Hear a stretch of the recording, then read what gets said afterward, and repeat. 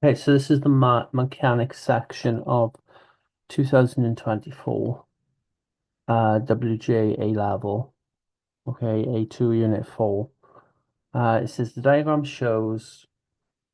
uh, a shows four horizontal forces of magnitude F newtons, 12 newtons, and 16 newtons. 20 newtons are acting at a point P in the direction shown. Given that the forces are in equilibrium, find the value of F and the size of alpha. Okay.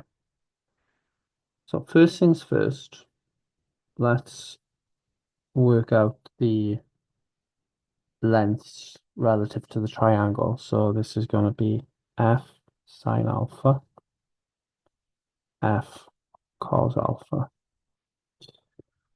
Use another triangle. This can be 90, this can be 10.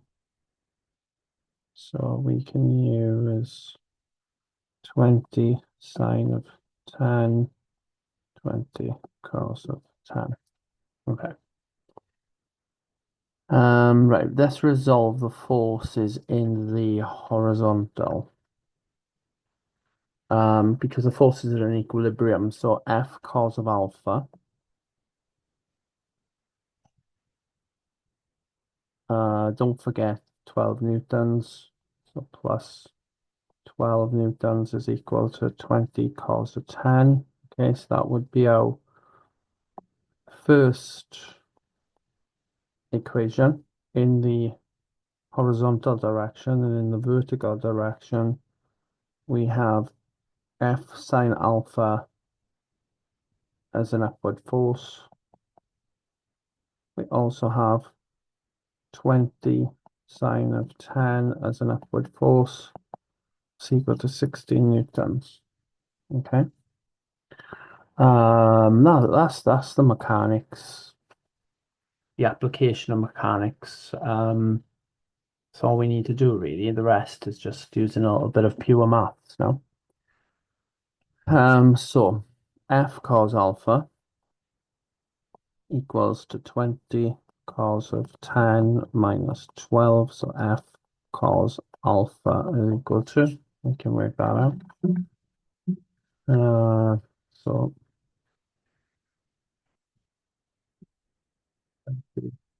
cos of 10 minus 12 is 7.7. Okay. So we can call that like the first equation here. So that could be equation one, this expression. Okay. Now, f of sine alpha equals to 16 minus 20 sine of 10. So rearranging, f sine alpha equals 16 minus 20 sine of 10, which is 12.53. And we can call that equation 2. Okay. Right. So it looks to me as if we divide these equations, then we can find out what alpha is. So if we divide 2 divided by 1, so we have f sine alpha over f cos alpha equals to 12.53 over 7.7. The f's cancel out. So we know the sine alpha over cos alpha is tan alpha. 12.53 divided by 7.7. If we work this out, so alpha is tan the minus 1 of 12.53 over 7.7.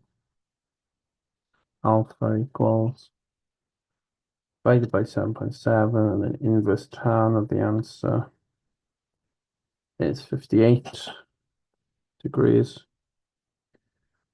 So let's call that 58.4. And then if we want to work out the sine alpha, we'll use equation 2. So f sine alpha equals to 12.53, 12.53. So F sine of 58.4 is equal to 12.53.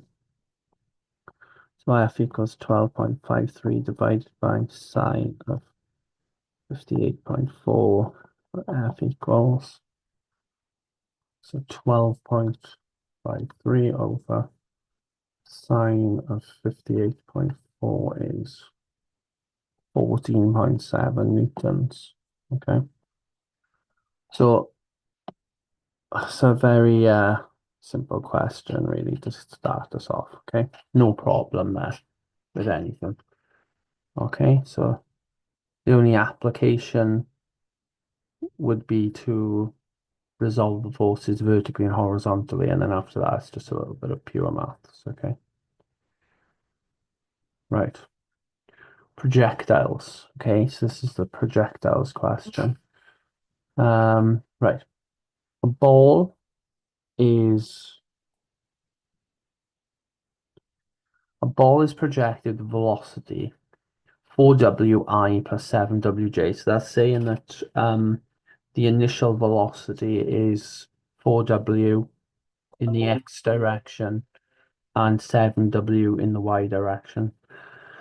From the top of a vertical tower, after 5 seconds, the ball hits the ground at a point that is 60 meters horizontally from the foot of the tower. The unit vectors I and j are horizontal and vertically, respectively. Find the value of w and determine the height of the tower. Okay, so what I would do is just do a little sketch.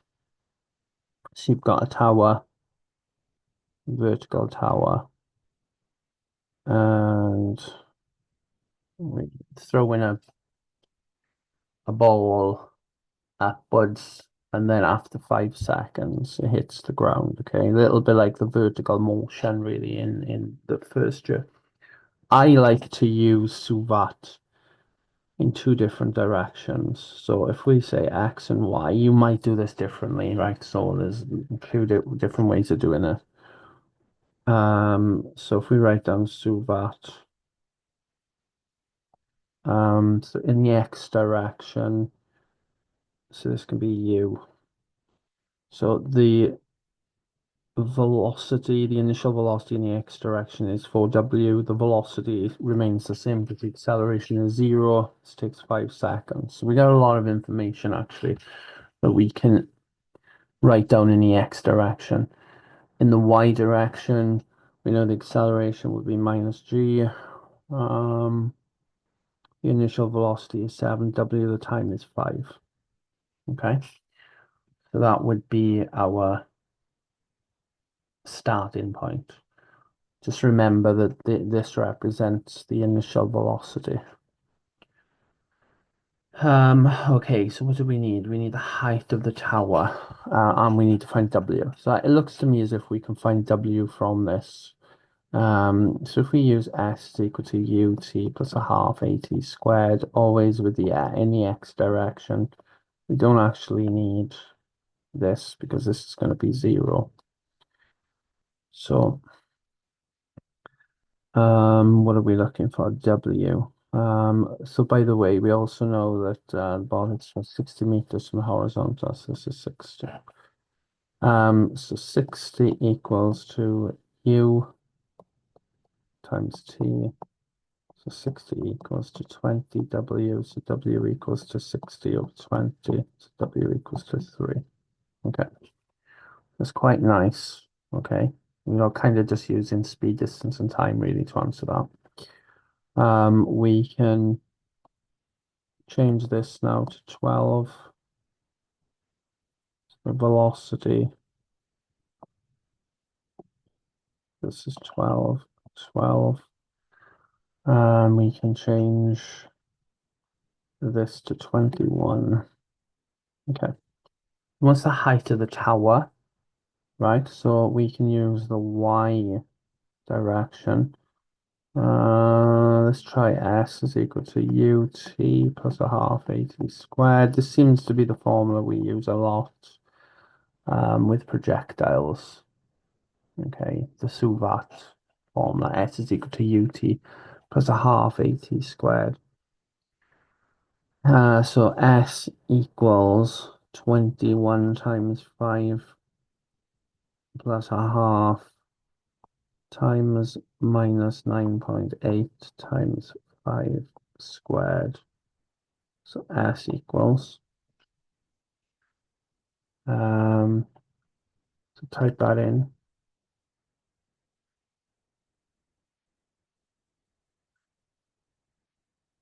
That would be minus 17.5. Now just remember that we started here. So we could have set this up as minus. So obviously that represents 17.5 meters. Okay.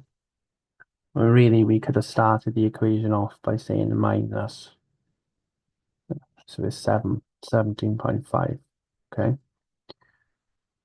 Because we started above the ground. Okay. All right. So that's A. Determine the proportion of the 5 seconds in which the ball is on its way down. So we got this projectile motion, and the question is asking us about the proportion of time that the ball is on the way down. So it's going up, up, up, and then down. So it's, suppose you could think about that would happen when the velocity is zero. So when the velocity is zero, it's the ball is traveling downwards. So what I would do is find out the time when the velocity is zero. So we could probably get away with using v is equal to u plus at. So v is equal to u plus at in the y direction. So the velocity is zero. The initial velocity is 21 plus minus 9.8 times t. So t is equal to minus 21 divided by minus 9.8. T equals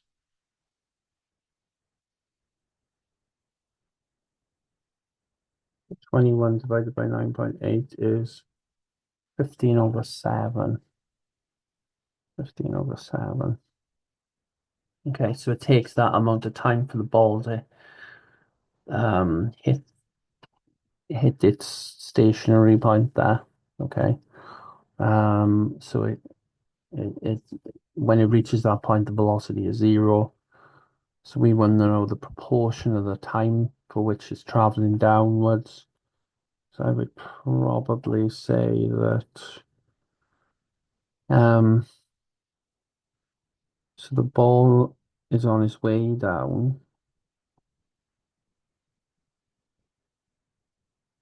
So it's the whole journey is 5 seconds. So 5 take away the 15 over 7 all over 5 if you wanted to write it as a proportion of the time in which it's traveling downwards. So 5 minus 15 over 7 over 5 is 4 over 7 for 4 over 7 seconds. Okay. So not too bad. I've seen projectile questions a lot more challenging. Okay.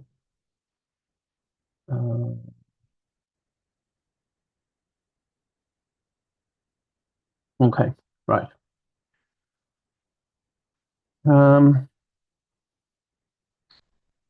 Okay. This looks like a moments question.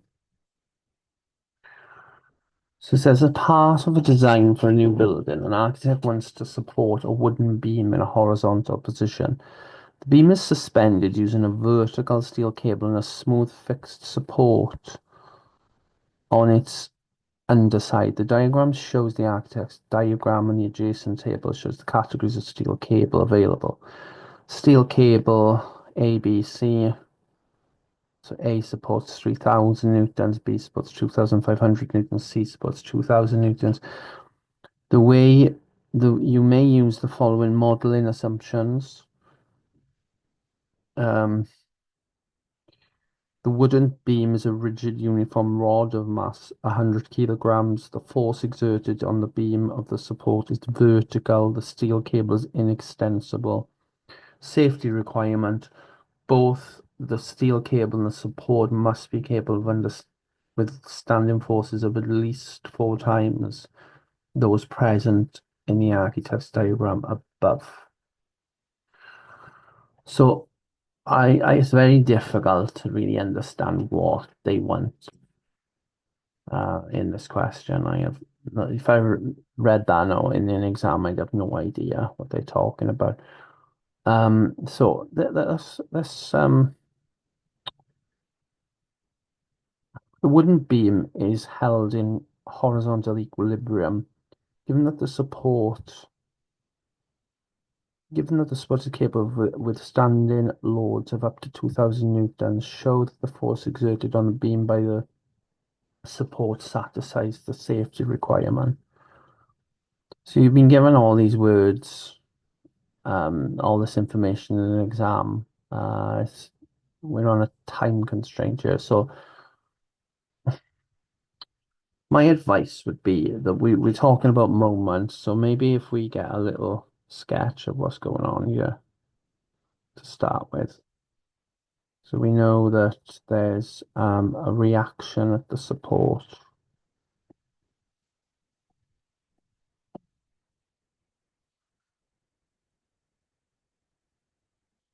There's a steel cable. So the steel cable. And we know that the distance from there to there is 3.5.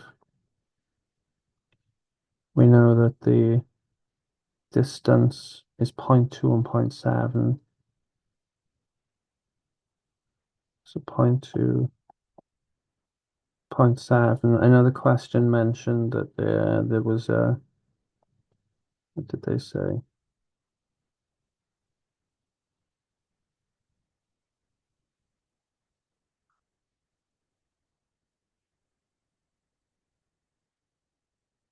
The wooden beam is a rigid uniform rod of mass 100. So we can write that in the center, 100 G. The total length, we add this up, so that's going to be 3.5 plus 0.2 plus point, so that's going to be 4.4. So we know that is 2.2, and that is also 2.2. Okay. Right. So whenever we deal with moments, we only ever really deal with taking moments clockwise or anti-clockwise or resolving vertically. So given that the support is capable of withstanding loads of up to 2,000 newtons, show that the force exerted on the beam by the support satisfies. It's very difficult to know how to answer the question, but I think what might help us is to actually work out the support, the reaction at the support, okay? Show that the force exerted by the beam by the support satisfies the safety requirements. That's how I would start this. So the reaction at the support, so taking moments, right? Taking moments. So if we take moments at the steel cable, right? So taking moments at the steel cable, okay?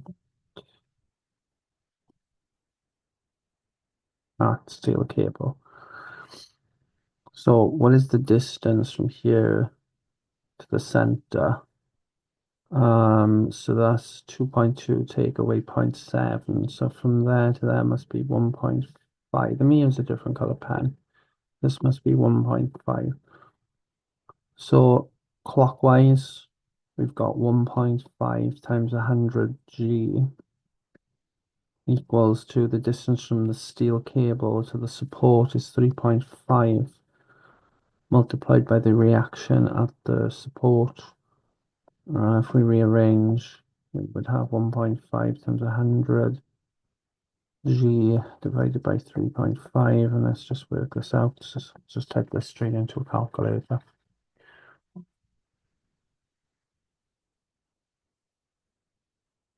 1.5 times 100 times 9.8 over 3.5 is 420 newtons.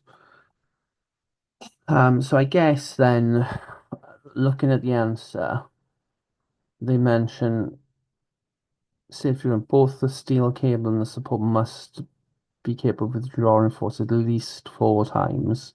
Given that the support is capable of withstanding loads of 2,000 newtons, show that the force exerted on the beam by the support satisfied. Yeah, so I suppose if we multiply this by 4, it's equal to 1,680 newtons. 1,680 newtons, which is smaller than 2,000. So therefore, it will satisfy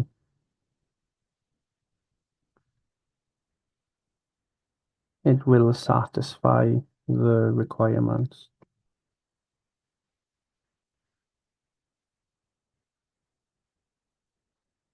Okay, very, very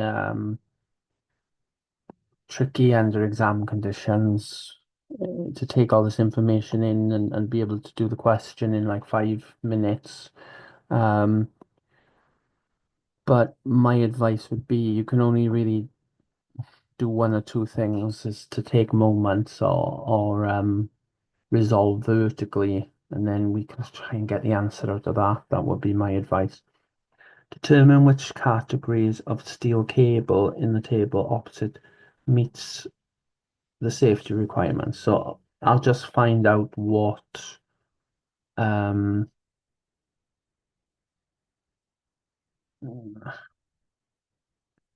let's just find the steel. Yeah, let's take moments vertically. Okay, that's the and or we could sorry, we could take moments or resolve vertically basically. Um, so let's have a look. If we work out the tension at the steel cable is what I want. So steel cable plus the reaction is equal to 100 G. Um, so we already know that the reaction at the support is 420. Steel cable is 100 G minus 420. So the steel cable, 100 times 9.8, take away 420 is 560 newtons. So if we multiply this by 4, because they're saying it has to be at least 4 times, yeah, it has to withstand 4 times its own force. So steel cable times 4 is equal to 2,240 newtons. Okay. So if we look at the safety requirements for the steel cable, category A, B, and C, support forces up to 3,000, 2,500, and 2,000. So the steel cable is going to be no good for C. So I would say categories A and B. Okay. So determine which categories. So categories A and B for that reason. 2,240 newtons. Okay, obviously C is the force is too big for C. Okay. So definitely a hard question under exam conditions. State how you use the modeling assumption that the beam is a uniform rod. So we assume that the weight at, at the center. Okay.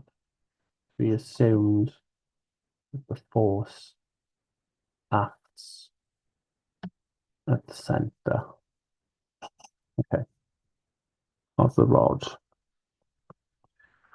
Right.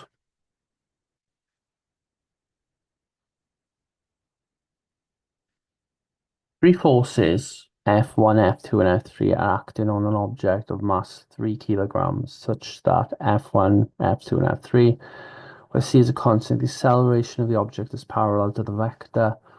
Find the value of the constant c, and hence show that the acceleration of object is 6i plus 6j. Okay. We might want to use F equals ma. Okay. Let's try adding the forces together. So F1 plus F2 plus F3. So starting with the i's. Okay, let's add the i's together. So we've got I minus 14i plus 15c. I plus I is equal to minus 12i plus 15ci. Okay, that's the I. J is 8cj minus cj plus 2cj, which is equal to 9cj. And then with the k's, we've got 11ck minus 12k plus 2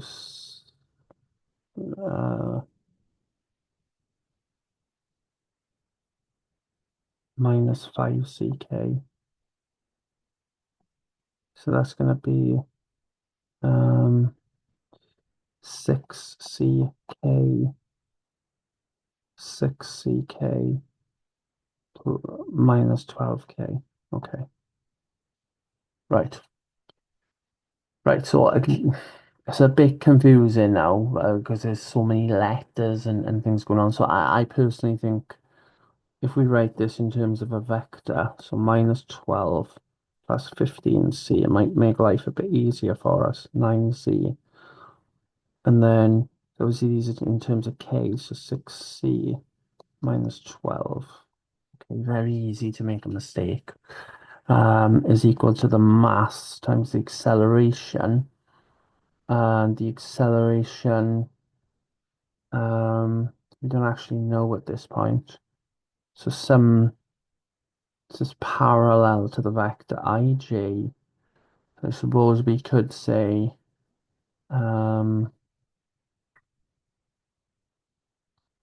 yeah, okay. So maybe we want to write this as k, some constant, 110.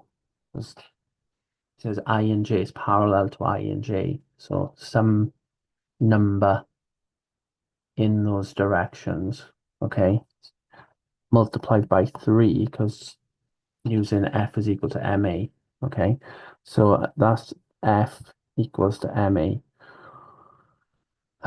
We can actually find c because 6c minus 12 equals 0 using this. So 6c equals to 12, so c equals 2. C must be equal to 2. So c equals to 2, we can substitute in. So that's going to be 18. So if they put the 2 in there, 18, and that obviously would be 0, is equal to 3k 110. So then 18 equals to 3k, so k equals to 6. Okay, k equals to 6, which is going to prove that we are in fact equal to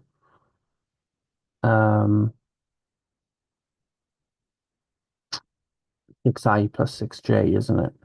Okay, so we can say that acceleration is equal to 6 times 110, which is equal to 6i plus 6j as required.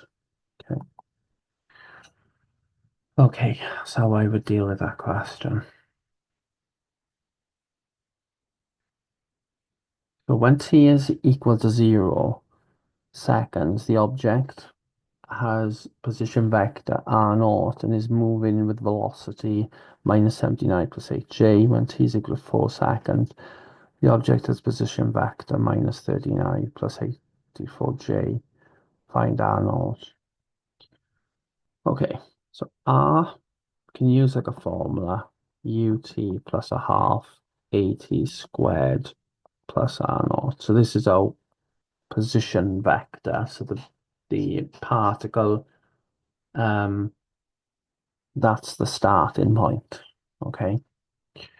So we can sort of deal with that later. I think the first thing I would do is just work out the distance at which the particle moves in 4 seconds. Okay, so let's just work that out to start with. So x equals to the u, the initial velocity, which is minus 17i plus 8j, multiplied by time. Time is 4, plus a half times 4 squared times the acceleration. We just worked out the acceleration is 6i plus 6j. So then x equals minus 68i plus 32j plus half of 16 is 8 times 6i plus 6j. So x equals minus 68i plus 32j plus 48i plus 48j. So then x equals to minus 20i plus 80j. Okay. Okay, so that's how where it's moved in 4 seconds. So we've given R. We've given R. Okay.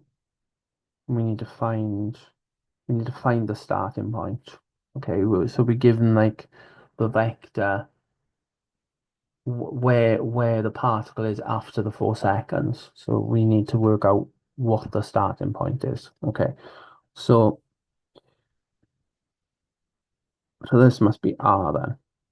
R. So minus 13i plus 84j equals the x part. You can think of that as the x. Minus 20i plus 80j plus r naught. Okay. R naught is equal to, take everything over the other side, 7i plus 4j. Okay. So that would be R naught. Okay, that is the starting point. Okay. Right, tricky though.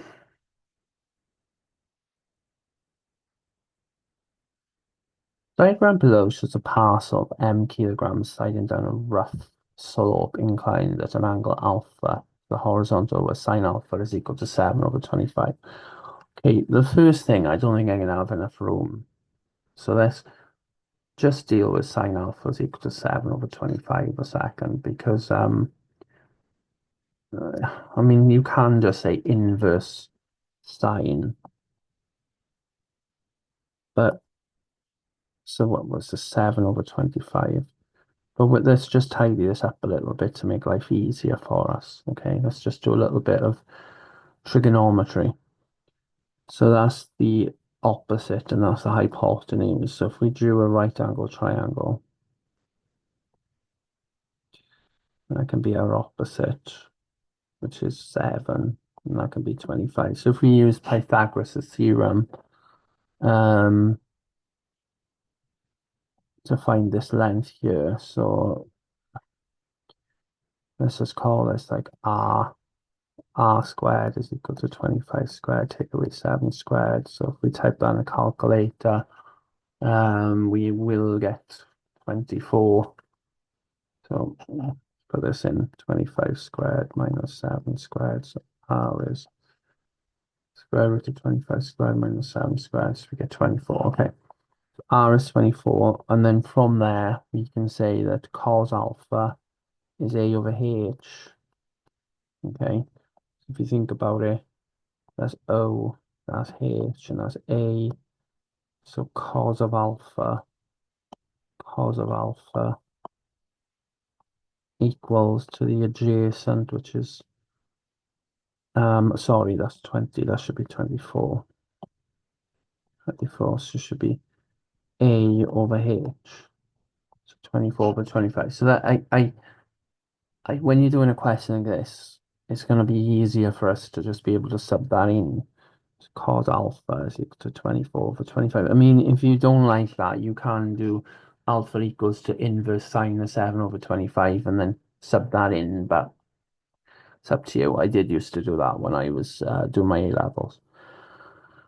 So it says the coefficient of friction between the pass and the slope is 1 over 12.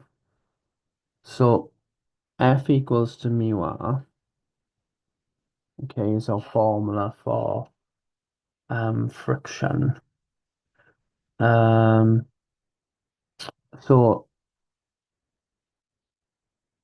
we've got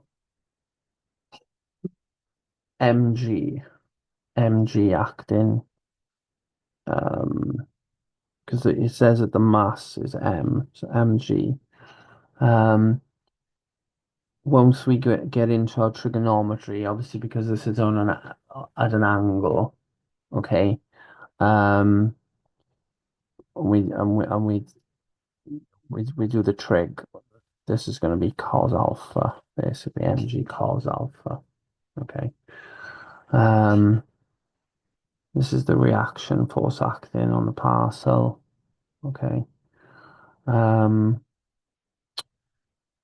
the parcel experiences variable resistance force. So it says the parcel sliding down. So we could write mg sine alpha. I'm just skipping out the trigonometry, but we got mg cos alpha down and mg sine alpha going in the perpendicular direction using the trig on the triangle. So then we've got a force acting in the opposite direction, which is mv, because it says it experiences a resistive force. And then also friction always acts in the opposing direction to which the object's moving. So if the parcel's moving down, then friction acts in the opposite direction. F. Okay. There's a few things going on. Okay. So let's just let's go over that again. We got friction and mv acting in the opposite direction. You've got mg sine alpha. Okay, the force in which is moving down the slope. Okay, so they're the forces we need to consider. Okay, and then we use F is equal to ma. Now, because of like we haven't got much room, let's work out the friction. So mu r. So this is going to be 1 over 12 times r. R is going to be mg cos alpha, mg cos alpha. And then we already know that cos alpha is 24 over 25. So then if we just work this out, well, that's going to be 2, isn't it? They're going to cancel off. So that's going to be mg 2 over 25. Okay, that might just make life easier for us. So the friction, okay, acting in the opposing direction to where the parcel's moving is mg 2 over 25. Okay.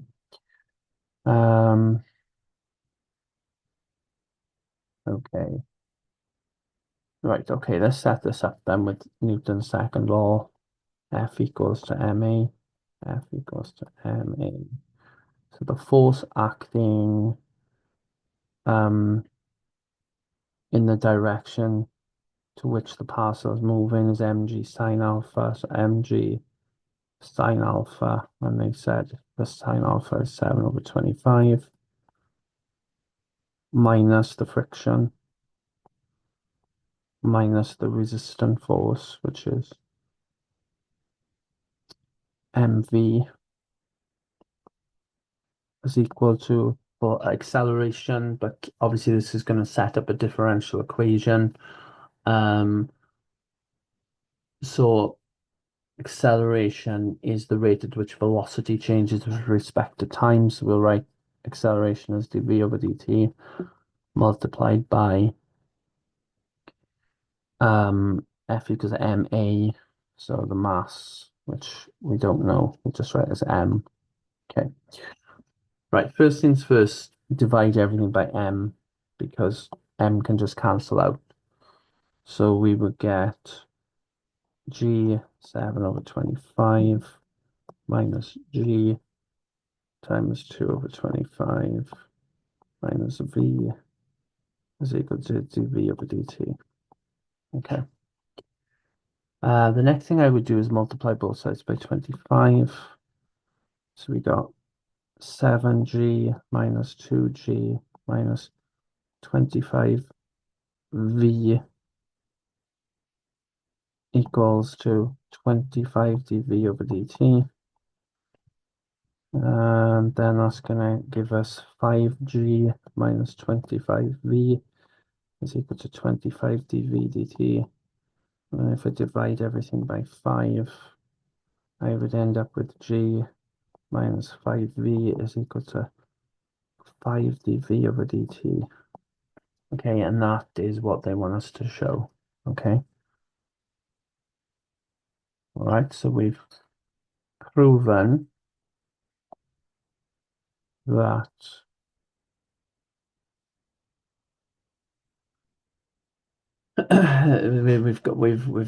we've shown the differential equation, which is what they've asked for. Okay. Right. So a little bit of work there. Right, given that the parcel is initially at rest on the slope, find an expression for v in terms of t. They basically want us to solve the differential equation. So we've got 5d, it doesn't matter, that's the other way around, by the way. 5 dv/dt is equal to g minus 5v. Okay, let's have a look. Right, the first things first, I would bring this down. So that comes down, and I'll bring the dt up. Okay, so separating the variables, okay, to set up the differential equation so I can integrate. I can put these in at this stage as well, okay. That's what I would do. In fact, let's take the 5 out. A bit easier, I think, to deal with. Let's take the 5 out. Okay. So integrate, so you get 5 log g minus 5v over minus 5 plus is equal to t plus c. Then I would divide the 5, so there'd be minus log g minus 5v is equal to t plus c. Then I'd multiply both sides by minus 1. So log of g minus 5v is equal to minus t minus c. Okay. To get rid of the log, I would take exponentials of both sides. So g minus 5v is equal to e minus t minus c. So we've raised minus t minus c to the power of e. I would then rewrite this as e minus t times e to the minus c. Okay, at this point, I would say let a equal e to the minus c. So g minus 5v is equal to a e to the minus t. They tell us in the question that when time is 0, the velocity is 0. Okay, because it says, given that the path is initially at rest on the slope. So that means then A equals to G, basically. Okay. So if we substitute A equals to G, put that back into the equation. Okay. So G minus 5V is equal to GE minus T. So they want an expression for V, so we need to make V the subject. So 5V equals G minus GE minus T. Take G out as a factor. So 1 minus e to the minus T. So V equals G1 minus e to the minus T all over 5. And that is our final expression of velocity in terms of time for our differential equation. Okay. Okay. So, you got to know what you're doing there. Okay. In terms of using calculus to solve the differential equation. To avoid damage, the speed of the passer must be restricted for a maximum of 2 meters per second on the slope to determine whether or not the speed of the passer exceeds 2 meters per second. Okay, so I would take my equation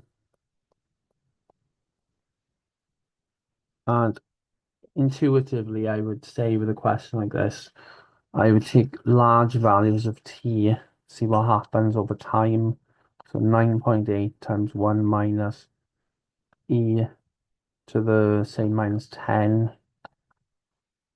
So that gives us 1.959 and then 100. So we get 1.96. And then if we put in a, yeah, okay. So what we're saying is as t tends to infinity, the velocity the velocity is 1.96. Okay. So graphically, yeah, it would look something along the lines of it's like tending, it'll never actually touch 2. Okay, say that was 2. So what's the question? To whether the pass must be restricted must determine whether the speed of the pass exceeds. No. Maximum speed of the parcel is 1.96 meters per second. Okay. There we are. All good. All good.